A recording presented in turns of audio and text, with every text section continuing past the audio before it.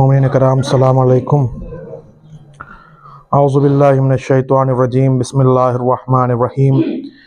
الحمد للہ الذی کان موجودا قبل حدوث الاشیاء ویبقى بعد فناء الاشیاء، تفرد بالاولیت والقدم ووسم کل شیء ما عداہ بالفناء والعدم، کما قال عز شانہ کل شیء ہالک الا وجہہ وکل نفس ذائقۃ الموت، وقال كل من عليها فان ويبقى وجه ربك ذو الجلال والإكرام، سبحان من لا يخفى عليه اختلاف النيات ولا يعزب عنه معاصي العباد في الخلوات، سبحان الله الذي منه خلقة العباد وإليه المعاد، فمن يعمل مثقال ذرة خيرا يره ومن يعمل مثقال ذرة شرا يره، نشهد أن لا إله إلا هو الملك الذي لا ينازع في ملكه ولا يضاد في حكمه، يعذب من يشاء بما يشاء كيف يشاء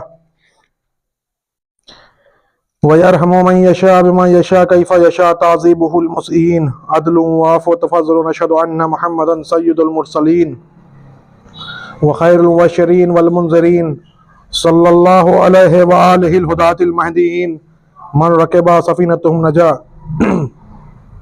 واهتدى ومن تخلف عنها ضل فغرق وهوى، اوصيكم عباد الله بالاعتصام بالتقوى فإنه حبل متين وعروة ووثقى، وبمبادرة الموت قبل حلوله وإعداد العمل الصالح قبل نزوله، فإنه وارد واقع نازل وإن تفروا منه أو كنتم في بروج مشيدة، الله الله عباد الله، فإن كل حي في الدنيا إلى فناء وكل مدة فيها إلى انتهاء، فواجباه كيف هذه الغفلة، وإنما نحن كرق من وقوف من أبناء السبيل، سيضرب عليهم تبل الرحيل فيرتحلون، أما قليل واسفاه إلى متى تلك الرغبة، ونحن في دار بالبلاء محفوفة وبالغدر معروفة، لا يدوم أحوالها ولا يسلم نزالها، لا يشفيها مذموم والأمان فيها معدوم، كيف لا تعتبرون وإخوانكم قد سلكوا في بطون برزخ سبيلا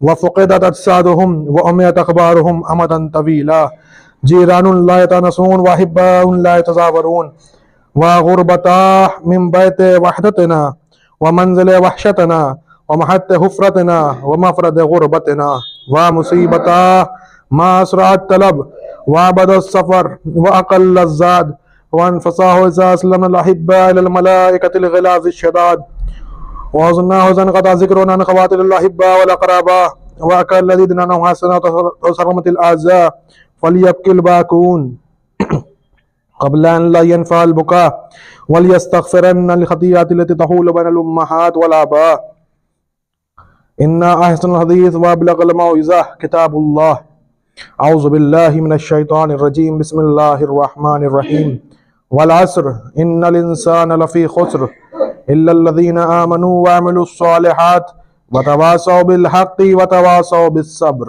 اللهم صل على محمد وآل محمد، اللهم صل على محمد وآل محمد، اللهم صل على محمد وآل محمد۔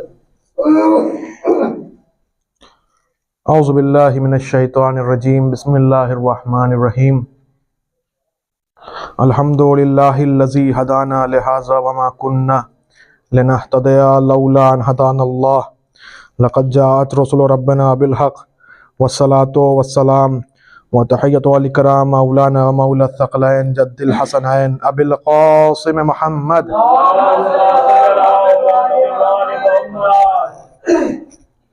رب اشرح لی صدری ویسر لی امری واحلل عقدۃ من لسانی یفقہوا قولی، الحمد للہ وکفی وسلامہ علی عبادہ الذین اصطفی، الذین اذہب اللہ عنہم الرجس اہل البیت ویطہرہم تطہیرا،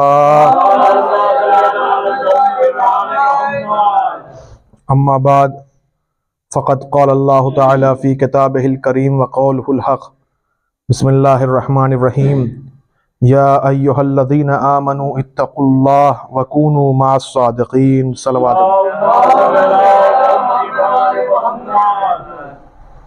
عزیزان محترم، معزز سامعین، خداوند عالم قرآن مجید میں ارشاد فرما رہا ہے، اے ایمان والو تقوی اختیار کرو اور صادقین کے ساتھ ہو جاؤ۔ عزیزوں، اگر ہم اس آیت پہ غور و فکر کریں تو اس بات کا پتہ چلتا ہے کہ پروردگار عالم نے اس آیہ کریمہ میں ایمان والوں کو اپنا مخاطب قرار دیا ہے، یعنی جو مومن ہے، جو ایمان والا ہے، اسی سے تقوی کی بات کی جا رہی ہے۔ یعنی تقوی پانے کی سب سے پہلی منزل کیا ہے کہ انسان مومن پہلے بنے، اس کے بعد تقوی کی طرف آگے بڑھے۔ اگر ہمارا ایمان ہی کمزور ہے تو پہلے ہمیں اپنے ایمان کو مکمل کرنا چاہیے، یعنی جو ہمیں سکھایا گیا ہے، جو اللہ نے حکم دیا ہے، اس کو عملی طور پر بھی بجا لائیں، زبانی طور پہ بھی بجا لائیں، دوسروں کو بھی بتائیں اور خود بھی عمل کریں۔ تو لہذا جب ہمارا ایمان مکمل ہو جائے، جب ہم عمل انجام دینے لگیں، اس کے بعد جو منزل آتی ہے وہ ہے تقوی کی۔ تقوی ایک بہت ہی بڑی منزل کا نام ہے۔ پہلے ہمیں مومن بننا ہے، ہمارے اندر وہ صفات آنے چاہیے جو مومن کے ہیں۔ متقیوں کے صفات تو ایسے صفات ہوتے ہیں کہ جو ہم اور آپ تصور نہیں کر سکتے، بلکہ متقیوں کے صفات کے بارے میں جب امام علی علیہ السلام کے صحابی جناب حمام، انہوں نے پوچھا صف لی المتقین، اے مولا ہمیں متقیوں کے صفات بیان کریے۔ تو مولا نے بات کو ٹالنا چاہا کہ نماز پڑھو، روزہ رکھو اور اچھا کام کرو۔ پھر انہوں نے تکرار کیا سوال کا، صف لی المتقین کما رأیتہ، یعنی ایسے بیان کریے کہ جیسے میں ان کو دیکھ رہا ہوں، ایسے صفات کو بیان کریے۔ امام نے پھر ٹالنا چاہا، پھر آخری بار انہوں نے قسم دیا کہ آپ کو اللہ کی قسم ہے کہ آپ متقیوں کے صفات بیان کریے۔ امام نے متقیوں کے صفات بیان کرنا شروع کیے، جس میں پہلی صفت کیا تھی؟ متقی وہ ہے کہ جو حق بیانی کرتا ہے، سچ بولتا ہے، حق کا ساتھ دیتا ہے۔ اس کے بعد جتنے بھی صفات ہیں سب آئے۔ صفات ابھی ختم نہیں ہوئے تھے، جناب حمام ایک چیخ مارتے ہیں اور گر کے مر جاتے ہیں۔ جناب حمام ختم ہو گئے۔ مولا کائنات نے کہا اسی لیے میں منع کر رہا تھا، اسی لیے میں بتانا نہیں چاہ رہا تھا کہ متقی کہتے کسے ہیں۔ یعنی متقیوں کے صفات ایسے ہیں کہ ہم اور آپ تصور نہیں کر سکتے، درک نہیں کر سکتے۔ امام جانتے تھے کہ سامنے والا درک نہیں کر سکتا، امام جانتے تھے درک نہیں کر سکتا۔ تو عزیزو، ہم متقیوں تک تو بہت بعد میں، پہلے ہم مومن بن جائیں۔ مومن کی سب سے پہلی علامت کیا ہے؟ کہ کم از کم نماز وہ پڑھتا ہو، اگر جماعت ہو رہی ہے تو جماعت میں شرکت کرے، اگر اس سے ممکن ہو تو اول وقت نماز پڑھے۔ اور اگر انسان نماز صرف پڑھنا شروع کر دے تو دوسرے جو گناہ ہیں وہ اپنے آپ چلے جائیں گے۔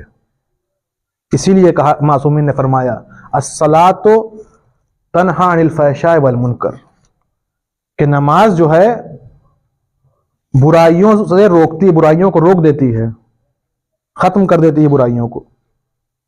جتنے بھی فحشا ہے، جتنے بھی منکر ہیں، سب کو باز رکھتی ہے انسان کو، اگر انسان نمازی صرف بن جائے۔ رسول خدا صلی اللہ علیہ وآلہ وسلم، آپ کے زمانے میں ایک نمازی تھا اور وہ چور بھی تھا، چوری بھی کیا کرتا تھا۔ لوگوں نے کہا کہ یہ نماز پڑھنے آتا ہے لیکن چوری بھی کرتا ہے۔ رسول نے کہا جانے دو، اس کی یہ نماز اس کی چوری کو ختم کر دے گی۔ لوگوں نے کہا کہیں ایسا نہ ہو کہ چوری کی وجہ سے اس کی نماز نہ ختم ہو جائے، لیکن رسول نے اسی لیے بیان کیا ہے کیونکہ نماز کا جو پلہ ہے وہ بھاری ہے۔ نماز انسان کو برائیوں سے روکتی ہے۔ اگر انسان صرف نماز پڑھنے لگے تمام برائیاں اپنے آپ ختم ہو جائیں۔ ہمیں ضرورت نہیں ہے کہ ہم جا کر اپنی برائی کو ختم کریں، صرف نمازی بن جائیں، برائیاں اپنے آپ ختم ہو جائیں گی، حسد اپنے آپ ختم ہو جائے گا، غیبت اپنے آپ ختم ہو جائے گی۔ اگر ہم نے کوئی مال غصب کیا ہے تو ہم اس کو بھی واپس کر سکتے ہیں، اگر صرف نمازی بن جائیں، صرف نماز کا نور ہمارے ذہنوں میں آ جائے، ہمارے دلوں میں اتر جائے۔ کسی نے سوال کیا کہ یہ بتائیے کہ اول وقت نماز پڑھنے کا فائدہ کیا ہے؟ تو مولانا نے ایک واقعہ بیان کیا کہ ایک آیت اللہ تھے مشہد میں، ایک شخص آتا ہے، اس نے کہا کہ میں بہت پریشان ہوں، میرے پاس روزی نہیں ہے، رزق کی کمی ہے، دوسرا یہ کہ میں حج کرنا چاہتا ہوں، اور تیسرا یہ کہ میں ازدواج کرنا چاہتا ہوں، شادی کرنا چاہتا ہوں، کوئی نسخہ بیان کر دیجئے۔ اچھا، اکثر لوگ جو ہے نسخے کے پیچھے بہت بھاگتے ہیں، مولانا کوئی وظیفہ بتا دیجئے کہ ہمارا یہ کام ہو جائے، کوئی وظیفہ بتا دیجئے ہم جو ہے صحیح راستے پہ چلنے لگیں، کوئی وظیفہ بتا دیجئے ہماری پریشانیاں ختم ہو جائیں، کوئی وظیفہ بتا دیجئے ہم ترقی کر جائیں۔ مولانا نے صرف ایک وظیفہ بتایا، وہ آیت اللہ نے کیا کہا کہ تم نماز اول وقت پڑھو۔ اللہ اکبر، کیا کہا؟ نماز صرف تم اول وقت پڑھو، یہ تمہارا وظیفہ ہے۔ اور وہ شخص کہتا ہے کہ ابھی 1 سال نہیں گزرا تھا ہم نے اس وظیفے پہ عمل کیا، کیونکہ بہت سیدھا وظیفہ سننے میں لگ رہا ہے، لیکن جتنے سیدھے لگتے ہیں یہ وظیفے اتنے سیدھے ہوتے نہیں ہیں۔ اگر کوئی مولانا سے کوئی پوچھے کوئی وظیفہ بتا دو، اور مولانا کوئی چھوٹی سی دعا بتا دے اسے آپ روز پڑھ لیجئے گا، تو کہتے ہیں بھیا کوئی اچھا بتائیے، یہ بہت سیدھا سادہ لگ رہا ہے۔ لیکن جو سیدھا سادہ ہوتا ہے اسی کو لوگ انجام نہیں دے پاتے۔ کیا کہا؟ اول وقت نماز پڑھو، تمہاری پریشانی دور ہو جائے گی۔ 1 سال نہیں گزرا تھا کہ حج بھی کر لیتا ہے، شادی بھی ہو جاتی ہے، مالا مال بھی ہو جاتا ہے۔ کس وجہ سے؟ صرف اور صرف اول وقت نماز پڑھنے کی وجہ سے۔ یہ ہے اول وقت نماز کی فضیلت۔ لوگ سوچتے ہیں کہ اول وقت پڑھنے کا کیا فائدہ، بھی تو بہت ٹائم باقی ہے، ظہرین کا وقت تو غروب تک ہے، پڑھ لیں گے 4 بجے 3 بجے۔ لیکن اول وقت کی برکت ایک الگ برکت ہے، اس کی فضیلت ہی الگ ہے۔ ہمارے ایک استاد ہیں، استاد رفیعی قم میں، ان سے سوال کیا گیا کہ یہ بتائیے، ٹھیک ہے نماز واجب ہے، لیکن کیا ضرورت تھی کہ 5 بار تکرار کیا جائے؟ 1 بار پڑھنے کافی ہے، کیا ضرورت ہے کہ صبح میں بھی پڑھ رہے ہیں، ظہر میں بھی پڑھ رہے ہیں، مغرب میں بھی پڑھ رہے ہیں، عشاء میں بھی پڑھ رہے ہیں، 1 بار پڑھنے کافی ہے؟ تو انہوں نے بڑا خوبصورت جواب دیا کہ دیکھو، میرے سوال کا جواب دو، یہ بتاؤ کہ تم روز ناشتہ کرتے ہو کہ نہیں کرتے ہو؟ پھر ناشتے کے بعد پھر کھانا کھاتے ہو کہ نہیں کھاتے ہو؟ اس کے بعد پھر رات کا کھانا کھاتے ہو کہ نہیں کھاتے ہو؟ کہا کھاتے ہیں۔ ہاں کھاتا ضرور ہوں، لیکن کبھی کبھار کھانے بدل جایا کرتے ہیں، لیکن انسان کھاتا ضرور ہے۔ اب یہ اور بات ہے کہ اگر کوئی انسان 10 مرتبہ صبحانہ کھا لے، ناشتہ کھا لے، تو یہ فضول خرچی ہے، لیکن 1 بار کھانا ضروری ہے۔ تو انہوں نے کہا کہ انسان کے اندر 2 چیزیں ہیں، ایک ہے جسم اور ایک ہے روح۔ جیسے جسم کو غذا کو تکرارن کھانا پڑتا ہے، اسی طریقے سے روح کے رشد کے لیے، روح کی طاقت کے لیے اسے بار بار مسجدوں میں آنا پڑتا ہے۔ ہمیں صرف جسم کو نہیں دیکھنا ہے، روح کو بھی دیکھنا ہے۔ اب یہ سوال کیوں ہوتا ہے کہ ہم تکرار کیوں کرتے ہیں، بار بار نماز کیوں پڑھتے ہیں؟ عزیزو، اگر ہم نماز سے لذت اٹھائیں تو ہم کبھی یہ سوال نہ کریں، جیسے ہم عام زندگی میں سوال نہیں کرتے۔ مثلا دن میں چاہے جتنی بار جو ہے آپ کا لڑکا آپ کے پاس دوڑ کے آ جائے چھوٹا سا، تو آپ فوراً اسے چومنے لگتے ہیں۔ کیوں چومتے ہیں؟ کیوں بوسہ لیتے ہیں؟ دن میں چاہے جتنی بار آئے آپ فوراً بوسہ لینے لگتے ہیں۔ کہہ دیجیے ارے بھائی ہم صبح لے لیے بوسہ، اب نہیں لیں گے، نہیں کہتے، کیونکہ آپ کو اس بوسہ لینے میں لذت محسوس ہوتی ہے، اس بوسے میں لذت ہے۔ جتنے بار بھی آپ اگر ماں کو فون کرتے ہیں تو ضرور پوچھتے ہیں کیا حال ہے، کیوں؟ کیونکہ اس میں لذت موجود ہے۔ تو جو لذت ہے اس لیے وہ تکرار ہمیں سمجھ میں نہیں آتا کہ ہم تکرار کر رہے ہیں. ہم دوسروں سے لذت لیتے ہیں کسی کا حال پوچھ کر, کسی کو چوم کر. کبھی ہم سوال نہیں کرتے کہ ہم نے 10 مرتبہ بوسہ لیا, ہم نے 20 مرتبہ بوسہ لیا, ہم سوچتے بھی نہیں ہیں. اگر یہی لذت ہمیں نماز سے ملنے لگے, اگر یہی لذت ہمیں نماز سے حاصل ہونے لگے تو ہمیں نماز کے تکرار بھی سمجھ میں نہ آئے گا. اگر ہم ایاک نعبدو کہہ رہے ہوں تو ہمارے ذہن میں یہ تصور ہونا چاہیے کہ ہم اللہ سے مدد مانگ رہے ہیں. ہم لذت اٹھائیں گے تبھی ہمیں مزہ آئے گا نماز پڑھنے میں, ورنہ یہی سوال ذہن میں آئے گا بار بار نماز کیوں پڑھتے ہیں, کیونکہ ہم لذت نہیں لیتے نماز سے. ہماری نمازیں لذتوں والی نہیں ہیں. اگر لذت والی نماز دیکھنا ہے تو کہیں دور جانے کی ضرورت نہیں ہے, معصومین کی مثال نہیں دیں گے, خود آغا بہجت کی نماز اٹھا کے دیکھ لیجئے, بہت سی ویڈیوز آپ کو مل جائے گی. جب نماز پڑھتے تھے گریا کرنے لگتے تھے. ہماری نمازیں اس طرح نہیں ہیں, گریا کرنے لگتے تھے. کیوں؟ کیونکہ انہیں لذت محسوس ہوتی ہے نماز سے. جب انسان لذت محسوس کرتا ہے تب وہ انسان نماز نہیں چھوڑتا, نماز سے دور نہیں بھاگتا. نمازیں, امام سید سجاد کا بھی جشن گزرا ہے. آپ نے ایک صحابی سے پوچھا, کہا کہ تمہیں معلوم ہے جو نماز ہے ہماری, کسی کی 1/3 عرش تک پہنچتی ہے, کسی کی 2/3 عرش تک پہنچتی ہے. اس نے پوچھا ایسا کیوں؟ کہا کیونکہ ہمارا جس ارکان میں ہم حضور قلب کے ساتھ وہ عبادت کرتے وہی پہنچتی ہے, اس کے علاوہ نہیں پہنچتی. اب وہ پریشان ہو جاتے ہیں صحابی, جناب سید سجاد سے پوچھتے ہیں کہ اب ہم کیا کریں, ہماری ساری نمازیں اسی طرح کی ہوتی ہیں کہ ہم نماز پڑھتے ہیں لیکن ذہن نہیں رہتا, ذہن کہیں اور مشغول رہتا ہے. تو امام نے فرمایا اللہ نے اس کا بھی بندوبست کر دیا ہے, کیونکہ اللہ لطف و کرم کرنے والا ہے, اللہ سے بڑا مہربان کوئی نہیں ہے. اللہ نے وہ راستے ہمیں فراہم کر دیے ہیں کہ تم کامیاب ہو جاؤ. اللہ نہیں چاہتا کہ اپنے بندوں کو جہنم میں ڈال دے, اللہ کبھی ہرگز نہیں چاہتا کہ اپنے بندوں پر عذاب نازل کرے. وہ اللہ ماں باپ سے زیادہ محبت کرنے والا ہے. وہ کیسے چاہے گا کہ اپنے سب سے پسندیدہ مخلوق کو جہنم میں ڈال دے؟ تو اس نے بہت سے راستے بنا کے بھیجے ہیں. کیا کہا امام نے کہ تمہاری نمازیں ادھوری اوپر جاتی ہیں, اللہ نے اس کا راستہ بھی نکال دیا ہے. کیا راستہ ہے؟ کہ نوافل کو رکھ دیا ہے. تم نوافل پڑھ کے ان کی کمیوں کو پوری کر سکتے ہو. تم نوافل پڑھو, اگر تمہاری نماز ادھوری ہے تو اس سے کامل ہو جائے گی. اب اگر انسان چاہے تو نوافل کے ذریعے اپنی نماز کو پوری کر سکتا ہے. اب اگر کبھی نوافل ہو رہی ہو, ہمارے پاس کام کرنے کے لیے کچھ نہ ہو تو بیٹھے نہیں رہنا چاہیے, نوافل پڑھنا چاہیے. کیا مولانا پڑھ لیں تب اب جو ہے پھر نماز پڑھیں گے؟ اتنی دیر میں کیا کر رہے ہو؟ صرف تسبیح پڑھ لینا ہی کمال نہیں ہے, سجود رکوع کو انجام دینا بھی ضروری ہے.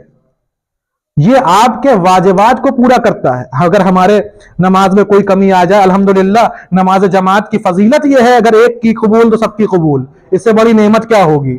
اللہ نے اتنا بڑا راستہ ہمارے لیے فراہم کر دیا ہے, اس کے باوجود اگر ہم اس نعمت کو ٹھکرا دیں تو ہم سے بڑا کفران نعمت کوئی کرنے والا نہیں ہے. کہ بغل میں گھر ہو اگر جماعت میں نہ آئے, اگر بغل میں گھر ہو جماعت کو ترک کر دیں تو ہم سے بڑا بدبخت کوئی نہیں ہے. کیونکہ یہ ایسا بندوبست اللہ نے کر دیا ہے کہ ایک کی نماز قبول تو سب کی قبول. اس سے بڑا نعمت کیا چاہیے ہمیں کہ ہمیں کچھ کرنا ہی نہیں ہے. حضور قلب ہو نہ ہو, اگر ایک مومن کی قبول ہو گئی آپ کی قبول. لیکن اگر آپ فرادہ نماز پڑھ رہے ہیں تو آپ کی 1/3 2/3 اگر بہت زیادہ آپ نے لذت اٹھا لیا ہے تو ہو سکتا ہے 90% آپ کے اوپر چلی جائے, نماز اللہ کو قبول کر لے. اس کو کیسے پورا کرنا ہے؟ نوافل کے ذریعے. تو یہ نمازیں ہمیں محفوظ کرتی ہیں برائیوں سے. اگر یہ نماز نہ رہے تو انسان بہت سے برے کام کر کے چلا جائے, پتہ بھی نہ چلے. جو نماز پڑھتا ہے انسان تو یہ نماز اسے برائیوں سے روکتی ہے کہ نہیں تمہیں یہ کام نہیں کرنا ہے. لیکن کبھی کبھی ہم چاہتے ہیں کہ نماز کو شروع کرے لیکن نہیں کر پاتے. سوچتے ہیں کل سے نماز روز پڑھیں گے، لیکن کنٹینیو نہیں کر پاتے. ایک دن پڑھا چھوڑ دیا، 2 دن پڑھا چھوڑ دیا. وجہ کیا ہے؟ وجہ ہے توفیق الہی. عزیزو، ہمارے کچھ گناہ ایسے ہوتے ہیں جو ہماری توفیقات کو بھی سلب کر لیتے ہیں. ہمارے گناہ ایسے ہو جاتے ہیں، کبھی کبھی لقمے کا بھی اثر ہوتا ہے کہ انسان بے نمازی بن جاتا ہے، لقمہ حرام کا اثر ہو جاتا ہے. ہمیں یہ دیکھنا چاہیے کہ جو روزی آ رہی ہے وہ کہاں سے آ رہی ہے. یہ ساری چیزوں کا ہمیں دھیان رکھنا چاہیے. اگر ہم نماز نہیں پڑھ پا رہے ہیں ٹائم پہ تو ہمیں یہ غور کرنا چاہیے کہیں ہم سے کوئی خطا تو نہیں ہو رہی ہے، کہیں ہم گنہگار تو نہیں ہیں، کہیں ہم سے بہت بڑے گناہ تو انجام نہیں ہو رہے ہیں. ہمیں یہ غور کرنا چاہیے. صرف بڑے بڑے گناہوں کو انجام دینا جو ہے گناہ نہیں ہے، بلکہ کچھ گناہ ایسے ہیں جو ہو جاتے ہیں انسان کو پتہ نہیں چلتا. جناب سید سجاد کی دعائیں ہیں، انہوں نے جو ہے اس میں تمام گناہوں کو الگ الگ بیان کیا. آپ دعائے کمائل پڑھتے ہیں، اس میں ایک جملہ ہے اللہم اغفر لی الذنوب التی تحت کل اسم، اللہم اغفر لی الذنوب التی تغیر النعم، اللہم اغفر لی الذنوب التی تحبس الدعاء. پروردگار ان گناہوں کو بخش دے جو ہماری نعمتوں کو بدل دیتے ہیں. پروردگار ان گناہوں کو بخش دے جو ہماری دعا کو قبول نہیں ہونے دیتے. لیکن دعائے کمیل میں صرف جملات ہیں، تفصیل نہیں ہے اس کی. لیکن جناب سید سجاد نے ہر ایک جملے کی وہاں پہ تفصیل بیان کی کہ مثلا جو گناہ دعا کو روکتے ہیں وہ کتنے ہیں وہ بیان کیے، جو گناہ نعمتوں کو بدل دیتے ہیں وہ بیان کیے، جو گناہ بلاؤں کو نازل کرتے ہیں وہ بیان کیے. اور ان بلا میں نازل ہونے والے گناہوں میں ایک گناہ معلوم کیا ہے؟ کہ اپنے معاشرے میں، سماج میں کوئی ایسا انسان ہو کہ جو حاجت مند ہو، جسے بہت ضرورت ہو پیسوں کی یا کسی بھی چیز کی، اور انسان اسے نظر انداز کر دے. چلو ہمیں کیا کرنا اس سے. یہ جو اس نے تصور کیا کہ یہ ہمارا پڑوسی ہے یا ہمارے سماج کا انسان ہے، اس کے حالات صحیح نہیں ہیں، ہم اس کی مدد کر کے کیا کریں گے، بس یہ تصور اس کے ذہن میں آیا. یہی ایک ایسا گناہ ہے کہ جو بلاؤں کو نازل کرتا ہے. یہ ہمارے گناہ لکھے ہوئے کہیں نہیں ملیں گے، لیکن کچھ گناہ ایسے ہیں جو ہو جاتے ہیں کہ انسان دیکھتا ہے اسے اگنور کر دیتا ہے، ارے چلو ہٹاؤ اسے، کیا لینا دینا ہم سے. یہ تصور شیعہ کا نہیں ہوتا، کیونکہ امام خود سید ساجدین علیہ السلام جب ان کا وفات ہوتی ہے، شہادت ہوتی ہے، تو ان کے پیٹھ پہ کچھ نشانات تھے. جو زنجیر کے نشان تھے وہ تو تھے ہی، لیکن کچھ اور نشانات بھی تھے. امام محمد باقر علیہ السلام سے پوچھا گیا کہ یہ کیسے نشانات ہیں. اب دیکھیے عزیزو، یہاں سے تصور دیکھیے مذہب کا کہ وہ امام جو عبادتوں کے لیے مشہور ہو، جسے زین العابدین کہا جاتا ہے، وہ صرف عبادت میں مشغول نہیں رہتا، صرف نمازوں میں مشغول نہیں رہتا. وہ کیا کیا کرتا ہے سنیے گا. امام محمد باقر علیہ السلام فرماتے ہیں کہ میرے بابا ہر رات اٹھ کر اپنے پیٹھ پر بوریوں کو لاد کر تمام محلے میں جو بھوکے پیاسے رہتے تھے سب کو بانٹ کے رزق کھاتے تھے. اور ایک صحابی ساتھ میں جایا کرتے تھے. ایک مرتبہ ایک شخص جو ہے فٹ پاتھ پہ یا روڈ کنارے، اس ٹائم کی جو روڈ رہی ہو، سو رہے تھے. وہ صاحب غریب تھے. امام جاتے ہیں، کچھ روٹیوں کو نکالا، اس کے سرہانے رکھ دیا. یہ امام زین العابدین علیہ السلام کا واقعہ ہے عزیزو، جو صرف عبادتوں میں مشغول نہیں ہے، یہ بھی عبادت ہے. صرف نماز میں مشغول نہیں ہے، دوسروں کی مدد کرنا بھی عبادت ہے. اب جو ہے انہوں نے روٹی رکھ دیا. صحابی نے کہا مولا ذرا اس کو جگا تو دیجئے، کم از کم اسے پتا تو چل جائے کہ آپ مدد کر رہے ہیں. امام نے کہا تو فوراً ایک آیت پڑھا. امام نے کہا کہ میں یہ کام صرف خدا کے لیے کر رہا ہوں، اس کے لیے نہیں کر رہا ہوں کہ یہ مجھے جان لے کہ میں نے اس کو دعا دیا ہے. یہ اس کے لیے کر رہا ہوں کہ جس کے اختیار میں یہ دنیا ہے، جس کے اختیار میں یہ موت ہے، میں اس کے لیے یہ کام کر رہا ہوں. تو امام جتاتے بھی نہیں تھے. آج کل کیا ہوتا ہے؟ ایک صلوات بھیج دیں محمد.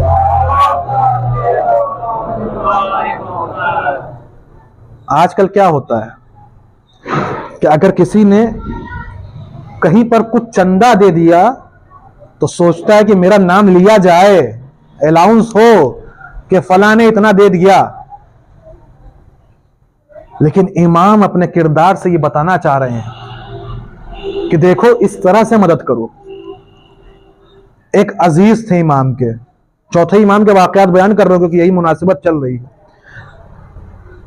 ایک عزیز تھے امام کے، آ کر کہتے ہیں کہ ہماری پریشانی ہے، ہمیں بہت دقت ہے، آپ کچھ مدد کر دیجئے. امام نے دعا کیا، اللہ تمہاری مدد کرے گا، اللہ تمہارے حالات سدھار دے گا. لیکن اس وقت مدد نہیں کیا. لیکن ان کو معلوم نہیں تھا، ان کے رشتہ دار کو، کہ جو رات میں روٹیاں آتی ہیں گھر میں وہ کون لاتا ہے. یہ کب پتا چلا؟ جب امام اس دنیا سے چلے گئے، روٹیاں بند ہو گئیں، تو پتا چلا کہ لانے والا کوئی اور نہیں تھا، ہمارے اور آپ کے امام تھے. تو عزیزو، نماز تمام برائیوں سے بچانے والی ہے. نماز پڑھیں گے تبھی اس کے بعد ہمارا دل اتنا نرم بنے گا کہ ہم اتنے کام انجام دے سکیں، ہم دوسروں کی مدد کر سکیں. نماز پڑھیں گے تب دوسرے نیک کام کرنے کی توفیق ملے گی. آپ یہ ہرگز مت سوچئے گا کہ بنا نماز کے ہم دوسرے نیک اعمال انجام دے دیں اور وہ قبول بھی ہو جائیں گے.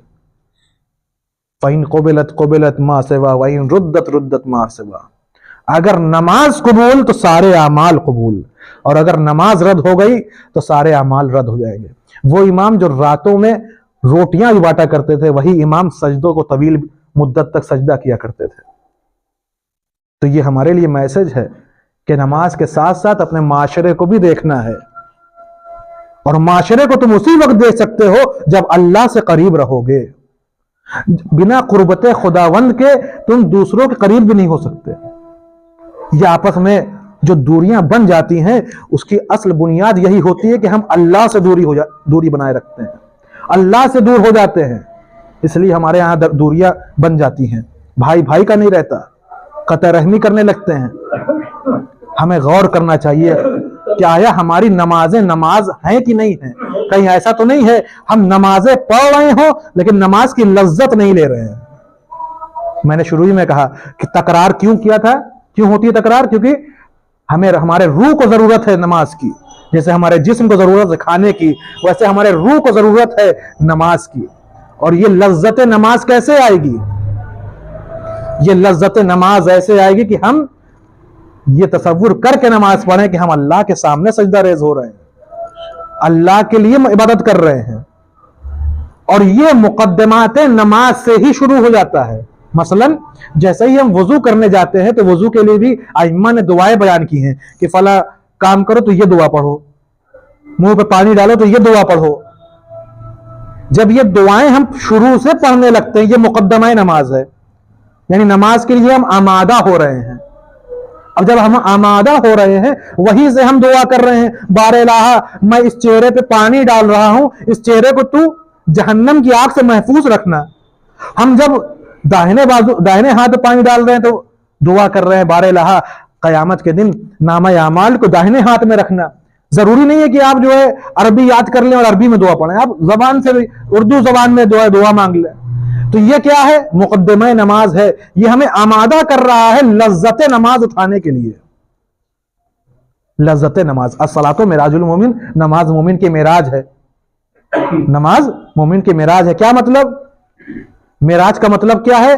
بلندیوں کی طرف جانا، بلندیوں کی طرف پرواز کرنا، عروج کی منزل پہ جانا.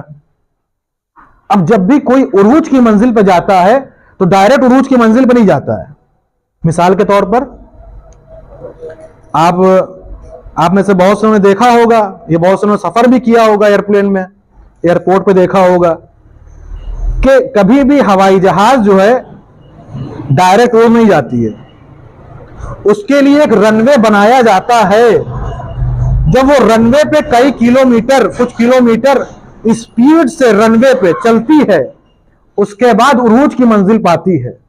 تو یعنی پہلے سے ہمیں تیار کیا جا رہا ہے رن وے پہ کہ آؤ وضو ایسے کرو, اس کے بعد آؤ, اس کے بعد اللہ کے سامنے خضوع اور خشوع کے ساتھ کھڑے ہو جاؤ, اللہ اکبر کہو. تو اس کا مطلب کیا ہے کہ دنیا پیچھے ہے, اللہ آگے ہے. جب یہ تصور آ جائے ذہن میں, جب تم آمادہ ہو جاؤ, تب تم پرواز کے لیے تیار ہو.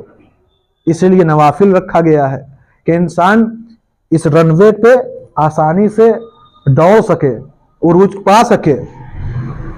تو یہ جو نماز ہے ایسا ہی نہیں ہے کہ آپ معراج پہ چلے جائیں گے, صبح اٹھے منہ پہ پانی ڈالا اور اللہ اکبر, ایسے معراج حاصل نہیں ہوگی جب تک کہ مقدمات نماز کو ہم اچھے سے ادا نہ کریں. اچھا لباس پہن کے آئیں, ایسا نہ ہو کہ ہم جو پہنے ہوں وہی پہن کے چلے آئیں. اگر صاف ہے تو بہت اچھی بات ہے, لیکن کیا ہے اچھے سے اچھا لباس پہننا چاہیے نماز میں. یہ سب کیوں کہا گیا ہے کہ نماز میں آؤ تو اچھے لباس پہن کے آؤ, نماز میں آؤ تو خوشبو لگا کے آؤ؟ کیوں کہا گیا ہے؟ کیونکہ یہ جو رن وے ہے اس کے لیے ہمیں آمادہ کیا جا رہا ہے کہ تمہیں معراج پہ جانا ہے تو تمہیں یہ آمادگی کرنی پڑے گی. فرشتے تم سے منہ نہ موڑیں, فرشتے تمہارا استقبال کے لیے کھڑے ہوں. اور اس نمازوں میں سب سے افضل نماز ہے صبح کی نماز. اور جس نماز کے لیے سب سے زیادہ تاکید کیا گیا ہے کہ دوڑ کے آؤ, وہ کون سی نماز ہے؟ نماز جمعہ. یا ایھا الذین آمنوا اذا نودی للصلاۃ من یوم الجمعہ فاسعوا الی ذکر اللہ وذروا البیع. اگر نماز کے لیے بلایا جائے جمعے کے دن تو جلدی کرو, دوڑو نماز کے لیے. وذروا البیع, اپنی جو بزنس ہے اس کو چھوڑ دو, اپنی دکانیں بند کر دو. اگر ہمارا یہ عقیدہ ہو جائے کہ ہم ابھی بند کریں گے, اللہ رازق ہے, وہ بعد میں رزق دے دے گا, تو ہمیں چاہیے کہ نماز میں جلدی کریں, کیونکہ ہمیں معراج پہ جانا ہے. اب مقدمات جمعہ کیا ہے؟ ہم نے بتایا کہ عام نمازوں میں اگر معراج پانا ہے تو ہمیں مقدمات نماز سے گزرنا ہوگا, وضو سے گزرنا ہوگا, لباس سے گزرنا ہوگا, تمام چیزوں سے گزرنا ہے. اور اس کا مقدمہ کیا ہے؟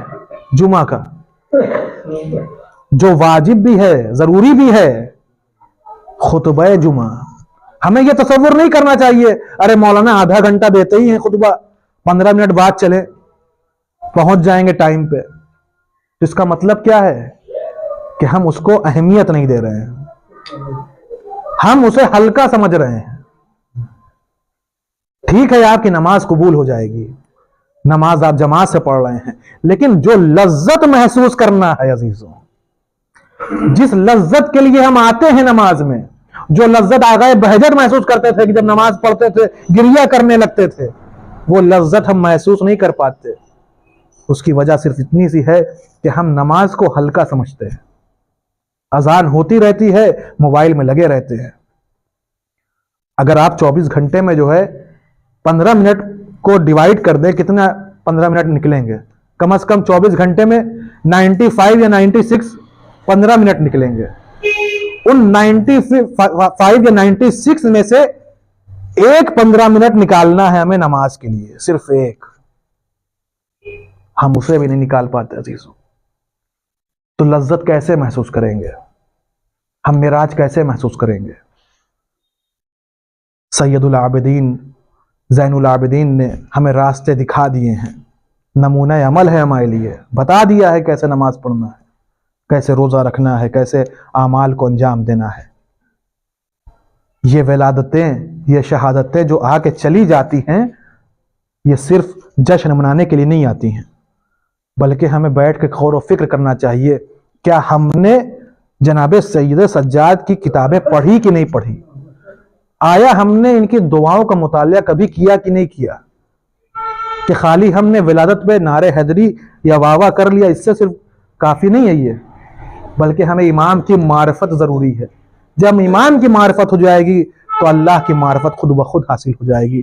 بس عزیزو، اللہ کی بارگاہ میں ہم دعا گو ہوں گے، بار الہ تجھے واسطہ ہے محمد والے محمد کا، ہمیں صحیح معنوں میں نمازی بننے کی توفیق عنایت فرما۔ تجھے واسطہ ہے محمد والے محمد کا، جہاں بھی شیعہ حیدر کرار ہیں ان کی جان مال عزت آبرو کی حفاظت فرما۔ تجھے واسطہ ہے محمد والے محمد کا، فلسطین کے مسلمانوں کی حفاظت فرما۔ تجھے واسطہ ہے محمد والے محمد کا، ہمارے امام آخر الزمان کے ظہور میں تعجیل فرما، ہم سب کو ان کے آوان و انصار میں شمار فرما۔ بسم اللہ الرحمن الرحیم۔ ان اللہ وملائکتہ یصلون علی النبی یا ایھا الذین آمنوا صلوا علیہ وسلموا تسلیما۔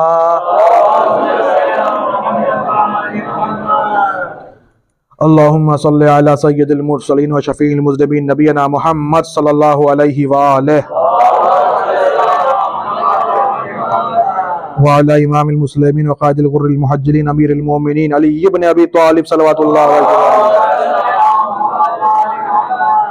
وعلی سیدت نساء العالمین وبدت خاتم النبین سیدتنا فاطمہ بنت رسول اللہ صلوات اللہ علیہ